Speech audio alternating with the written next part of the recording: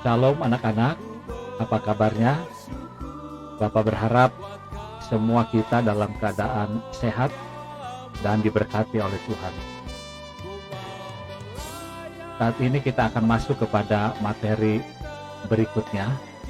Namun sebelum kita masuk lebih jauh lagi, jangan lupa untuk mendukung channel ini. Anak-anak bisa like, komentar, subscribe, kemudian nyalakan tombol loncengnya. Kalau merasa bermanfaat, silakan di-share.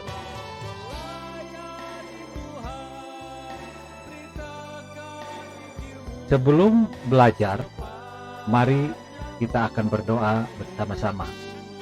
Mari kita tunduk kepala dan kita berdoa. Kembali kami bersyukur kepadamu ya Tuhan atas kasih karunia-Mu, rahmat-Mu yang luar biasa untuk kami. Dan saat ini kami akan belajar ya Tuhan, materi pendidikan agama Kristen untuk SMP. Kami percaya ya Tuhan, Engkau akan terus membekali kami dengan hikmat, kebijaksanaan, dan kepintaran, supaya kami ya Tuhan menjadi saksi, menjadi garam dan terang di bidang pendidikan ini ya Tuhan. Berkati kami semua, berkati anak-anak yang menonton di rumah mereka masing-masing. Biarlah melalui materi ini, pelajaran ini, nama Tuhan dipermuliakan. Terpujilah nama-Mu ya Tuhan. Dalam nama Tuhan Yesus kami berdoa dan bersyukur. Haleluya. Amin. Kali ini kita masuk kepada karya pengampunan Allah dalam Yesus Kristus, bab 2. Bahan Alkitab Efesus 4 ayat 32 dan Kolose 3 ayat 13.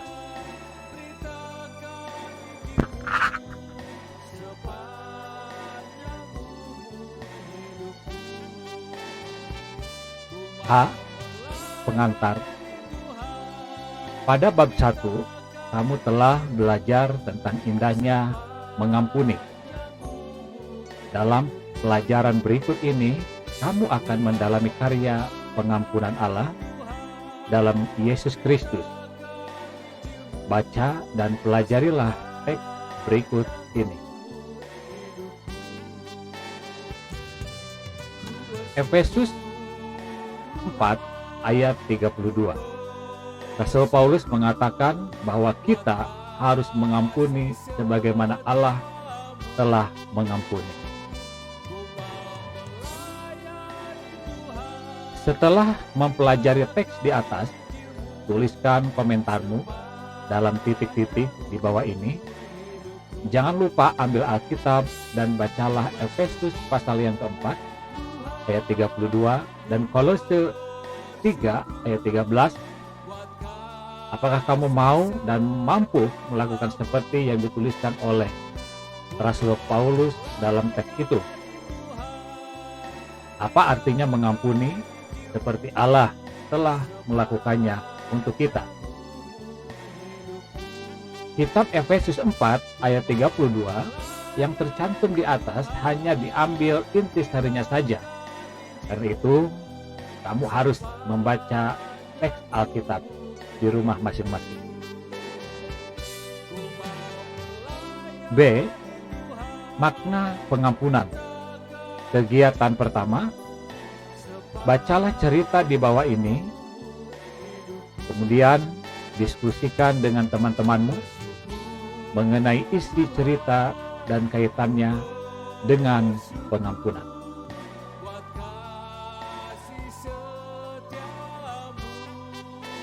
Seorang pria Irlandia, Gordon Wilson, bersama putrinya yang berusia 28 tahun, Mary, pergi menonton pawai di kota Enniskillen di Irlandia Utara. Ketika mereka berdiri di samping sebuah dinding batu sembari menantikan kesatuan prajurit dan polisi Inggris berbaris melewati mereka, sebuah bom dari teroris meledak di belakang mereka. 6 orang tewas seketika karena ledakan itu.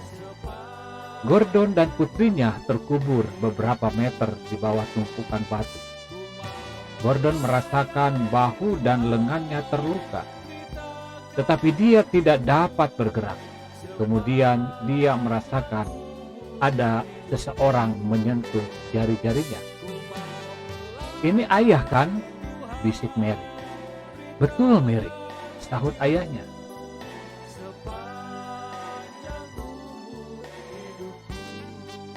Gordon mendengar suara samar orang-orang yang berteriak kesakitan. Kemudian suara yang jauh lebih jelas, yakni teriakan Mary. Dia meremas tangan putrinya kuat-kuat sambil berkali-kali bertanya, apakah dia baik-baik saja? Di antara jerit kesakitannya, Mary berkali-kali meyakinkan ayahnya bahwa dia baik-baik saja. "Ayah, aku sangat mengasihi ayah." Itulah kata-kata terakhir putrinya yang didengar Gordon. 4 jam kemudian, setelah mereka akhirnya diselamatkan, Mary meninggal dunia di rumah sakit karena mengalami kerusakan parah di otak dan tulang belakang. Selanjutnya siang itu, seorang wartawan BBC ingin mewawancarai Gordon. Setelah dia menggambarkan apa yang sedang terjadi, wartawan itu bertanya kepada Gordon, "Bagaimana perasaan Anda terhadap orang yang memasang bom itu?" Jawabnya sangat mengejutkan. "Saya tidak membenci mereka," sahut Gordon. "Saya tidak dendam kepada mereka." Kata-kata yang sengit tidak akan menghidupkan Mary Wilson kembali. "Saya akan berdoa malam ini dan setiap malam agar Allah mengampuni mereka." Sebagian orang menduga bahwa pernyataan itulah yang akhirnya menenangkan kelompok-kelompok militer yang sebelumnya sangat marah terhadap pengeboman itu, dan hal itu mencegah terjadinya suatu serangan balasan yang berdarah. Pada bulan berikutnya, banyak orang bertanya kepada Gordon bagaimana dia dapat mengampuni tindakan kejam yang 11 pendidikan agama Kristen dan budi pekerti didasari kebencian tersebut. "Hati saya terluka," ujar Gordon. "Saya telah kehilangan putri saya, tetapi saya tidak marah." Kata-kata terakhir Mary kepada saya, kata-kata kasih, menumbuhkan kasih saya. Saya menerima anugerah Allah untuk mengampuni melalui kekuatan kasih-Nya bagi saya. Selama bertahun-tahun setelah tragedi yang merenggut nyawa putrinya dan yang juga nyaris merenggut nyawanya sendiri, Gordon Wilson bekerja tanpa mengenal lelah untuk memperjuangkan kedamaian dan rekonsiliasi di Irlandia Utara sampai akhir hayatnya. Diskusikan dalam kelompok beberapa hal berikut. 1. Apa makna dari tindakan Gordon Wilson? 2. Mengapa Gordon Wilson rela mengampuni teroris yang telah menyebabkan putrinya tewas? 3. Jika kamu adalah Gordon Wilson, bagaimana sikapmu terhadap para teroris? C. Pengampunan Allah. Kegiatan 2. Mendalami pengampunan Allah di dalam Yesus Kristus dan mendiskusikannya. Sejak manusia jatuh ke dalam dosa, Allah telah merencanakan penyelamatan bagi manusia. Hal itu terbukti melalui peristiwa air bah, di mana Allah memusnahkan bumi dan seluruh isinya. Namun, menyelamatkan satu keluarga yang hidup menurut ajarannya, Nuh dan keluarganya, serta tumbuhan dan hewan berpasang-pasangan yang ada bersama mereka diselamatkan oleh Allah. Peristiwa air bah juga membuktikan bahwa kejahatan manusia sangat menyakiti Allah. Namun, Dia tetap mengampuni dan menyelamatkan manusia yang hidup benar di hadapannya. Allah tidak pernah berhenti melakukan karya penyelamatannya dari dulu sampai sekarang, hingga masa yang akan datang. Mengapa Allah harus mengutus Yesus datang ke dunia untuk mengampuni serta menyelamatkan manusia? Berikut ini beberapa alasan Allah mengutus Yesus turun ke dunia. A. Karena Allah mengasihi manusia. Sebesar apapun kekecewaannya terhadap manusia, hal itu tidak mengurangi cintanya yang begitu dalam pada manusia. Allah mengasihi semua ciptaannya dan Dia selalu memberi kesempatan untuk bertobat dan kembali padanya. Sebenarnya, bukan hal yang mudah juga bagi manusia untuk selalu menjaga ketaatan hidup dalam iman. Mengapa? Karena begitu banyak godaan yang ada di sekitar kita. Demikian pula manusia yang hidup di zaman Nuh. Mereka tergoda oleh indahnya kehidupan yang penuh dengan kejahatan.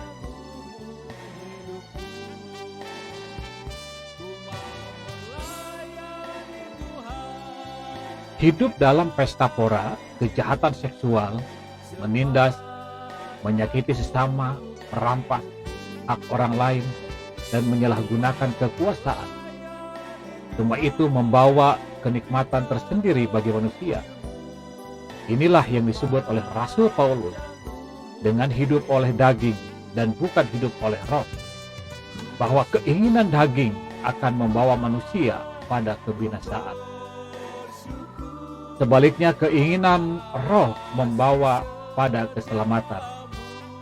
Hidup oleh roh artinya hidup yang dipimpin oleh roh dan hidup menurut perintah Allah. Kamu juga pernah mengalami apa yang disebut sebagai godaan, bukan? Godaan di sekolah, di rumah, di lingkungan teman-teman, sepergaulan, TV, internet, permainan elektronik, dan lain-lain. Meskipun kamu membutuhkan teman-teman untuk bergaul dan berbagi, tetapi terkadang pertemanan juga membawa kamu melakukan hal yang menyedihkan dan mengecewakan. Meskipun kamu membutuhkan TV dan internet untuk belajar dan bermain, tetapi terkadang media tersebut menyuguhkan banyak hal yang bertentangan dengan imanmu. Jadi, dapat kita bayangkan betapa manusia di zaman dulu hingga kini berhadapan dengan banyak godaan. Harusnya manusia menyerah pada berbagai godaan tersebut. Bagaimana caranya menghadapi semua godaan? Sebelum terangkat ke surga, Yesus sudah berjanji untuk mengirimkan Roh Kudus menemani umatnya. Janji itu sudah dipenuhi sejak hari Pentakosta, di mana Roh Kudus turun mendiami para rasul dan berdiam di hati setiap orang yang percaya, termasuk kamu. Oleh karena itu, kamu dapat meminta pada Yesus untuk membiarkan Roh Kudus memimpinmu. Caranya bagaimana? Dengan tekun dan setia membaca Alkitab dan berdoa. Bagian B, Allah Maha Pengampun. Dia bersedia mengampuni manusia yang bertobat dan berbalik padanya. Ketika Yesus ditanya, berapa kali kita harus mengampuni orang yang bersalah kepada kita? Jawab Yesus, 70 kali 7 kali. Artinya, pengampunan itu tak terbatas. Setiap kali kamu dapat mengampuni sesama, seperti yang dikatakan oleh Rasul Paulus, bahwa kita harus 13 pendidikan agama Kristen dan budi pekerti mengampuni orang lain seperti Kristus telah mengampuni kita.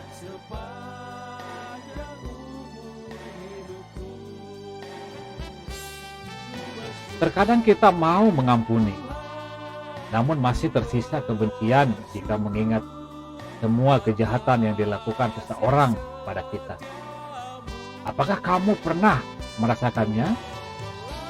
Kristus telah mengampuni dan menyelamatkan kamu. Kamu wajib mengampuni orang lain.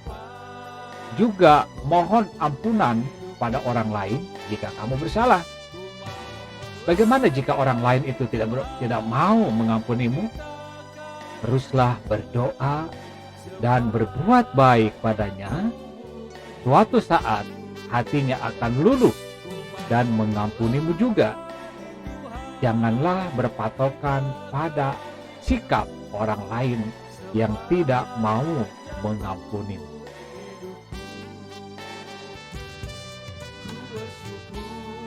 Patokanmu haruslah kepada Yesus Kristus yang rela mengampunimu. Lakukan hal yang sama. Pengampunan tanpa syarat tidak berarti meniadakan kewaspadaan atau daya kritis sebagai orang beriman. Artinya, kita mengampuni sesama tetapi bersikap kritis sehingga pengampunan kita tidak disalahgunakan.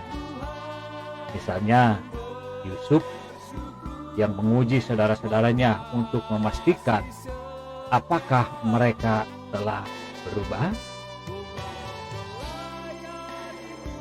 C. Karena Allah adalah penyelamat. Dia sudah berulang kali menyelamatkan manusia melalui para nabi yang diutusnya. Akhirnya dia rela hadir ke dunia dalam diri Yesus Kristus, putranya. Allah turun ke dalam dunia untuk menyelamatkan manusia. Mengapa? Karena manusia yang berdosa tidak akan mampu menyelamatkan sesamanya, sehingga Allah bertindak mendatangi manusia secara langsung untuk menyelamatkan manusia. Yesus Kristus adalah Tuhan dan manusia. Bagaimana mungkin dia lahir sebagai manusia, merasakan semua yang dapat dirasakan oleh manusia? Dia menjadi lapar, haus, sedih, dan juga dapat marah. Dia juga merasakan penderitaan seperti manusia lainnya. Namun, dia tidak berdosa karena dikandung dari Roh Kudus. Dia adalah Tuhan yang bangkit dari antara orang mati dan naik ke surga. Dia mati menebus dosa manusia. Tidak ada seorang manusia pun yang dapat melakukan tindakan seperti yang telah dilakukan oleh Yesus. Dia tidak berdosa, tetapi harus menderita dan mati sama seperti orang berdosa. Menurut Rasul Paulus, dia menanggung segala dosa kita. Allah mengampuni kita di dalam Kristus dengan mendamaikan kita dengan dirinya. Melalui pengampunan itu, Allah memperbaiki hubungannya dengan manusia. Menurut Rasul Paulus, manusia adalah orang-orang yang berutang, yaitu utang dosa, dan Kristuslah yang telah membayar lunas utang dosa kita melalui darahnya, melalui kematiannya di kayu salib. Tuhan Allah mengampuni kita di dalam Kristus dengan membatalkan utang kita kepadanya. Setelah mendalami topik ini, diskusikan beberapa hal berikut. 1. Berbagai godaan yang kamu alami di sekolah dan di rumah. 2. Cara kamu mengatasi godaan itu. 3. Mengapa Allah susah payah harus menyelamatkan manusia melalui pengorbanan Yesus Kristus. Kegiatan 3, mendalami Alkitab. Bacalah Yohanes 8 ayat 1 sampai ayat 11. Kemudian ceritakan sikap Yesus ketika orang menghadapkannya dengan seorang perempuan yang berbuat dosa. Mengapa Yesus tidak menghukumnya jika orang yang melakukan kesalahan dan kejahatan terhadapmu datang dan mengaku kejahatannya kepadamu? Apa yang kamu lakukan kepadanya? Kamu dapat menceritakannya secara berkelompok.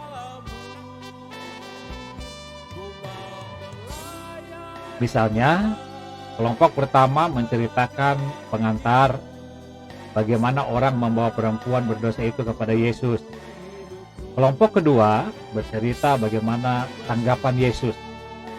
Kelompok ketiga mengemukakan pendapat mengapa Yesus tidak menghukum perempuan itu.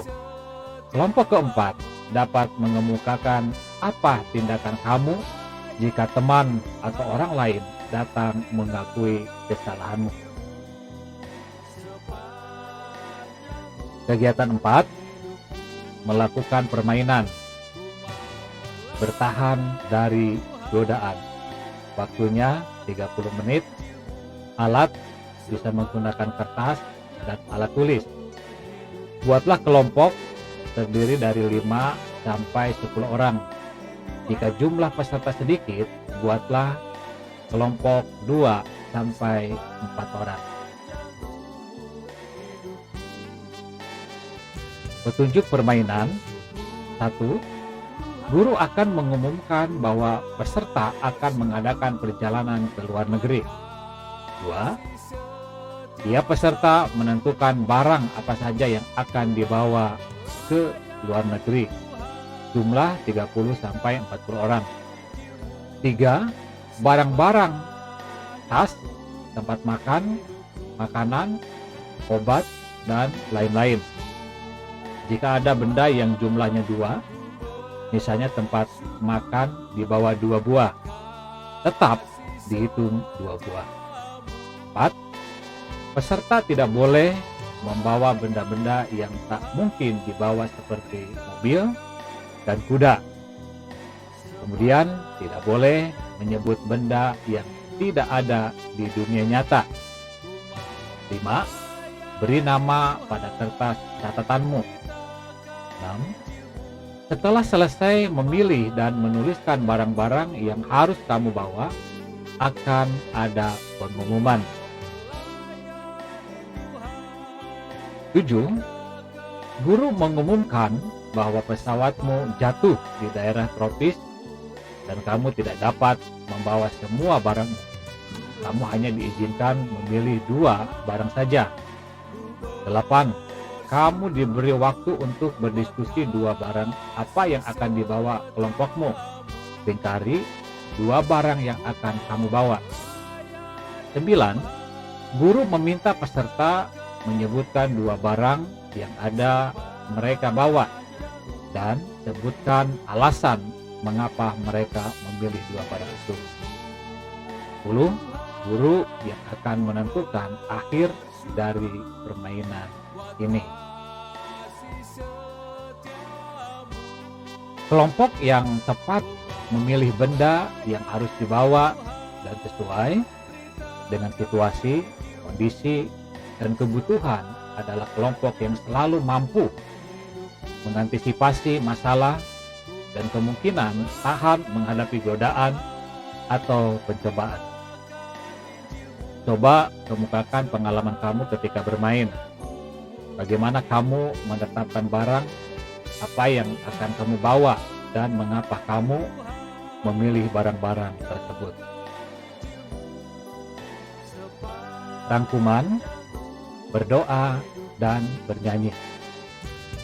Tugas: bertanyalah pada orang tua atau walimu beberapa hal di bawah ini.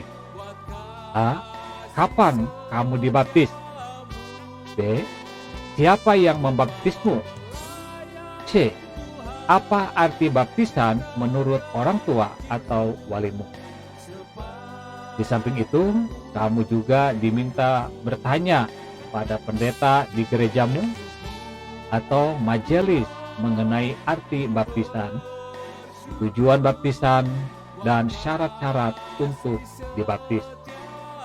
Tugas ini akan dipresentasikan pada pertemuan berikutnya. Allah mengampuni dan menyelamatkan umat manusia melalui Yesus Kristus. Dalam diri Yesus Kristus, Allah merendahkan dirinya menjadi sama dengan manusia demi mengampuni dan menyelamatkan umatnya. Allah adalah Allah yang pengasih dan pengampun. Berulang kali manusia menyakiti hatinya, berbalik dari jalannya, namun Allah tetap mengampuni dan menyelamatkan manusia. Pengampunan Allah memberi kekuatan bagi tiap orang percaya untuk terus berjuang mempertahankan iman dan percayanya. Sekian materi pembelajaran pendidikan agama Kristen untuk SMP. Sampai ketemu di video selanjutnya. Tetap semangat untuk belajar, jaga kesehatan, dan Tuhan Yesus memberkati kita semua.